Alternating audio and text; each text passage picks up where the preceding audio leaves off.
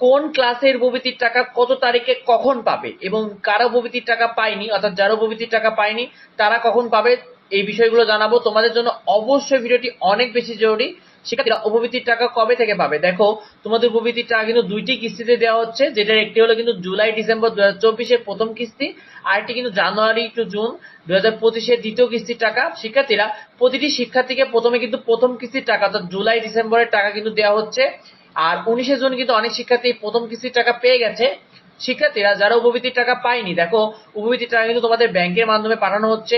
যারা 19শে জুন বিকালে টাকা পেয়েছে তারা কিন্তু বৃহস্পতিবারে যে ব্যাংক লেনদেন হয়েছিল সেখান থেকে টাকা পেয়েছে। আর মাঝে কিন্তু তোমাদের 20শে জুন ও 21শে জুন শুক্রবার ও শনিবার থাকায় কোনো প্রকার কোনো ব্যাংক লেনদেন হয়নি, এজন্য কিন্তু কেউ টাকা পায়নি, অর্থাৎ 19শে জুনের পর থেকে কোনো শিক্ষার্থী কিন্তু আর টাকা পায়নি। শিক্ষার্থীরা উপবৃত্তির টাকা কত তারিখে পাবে? দেখো, উপবৃত্তির টাকা কিন্তু আবার 22শে জুন রবিবার সন্ধ্যা থেকে শিক্ষার্থীরা টাকা পুনরায় পেতে শুরু করবে।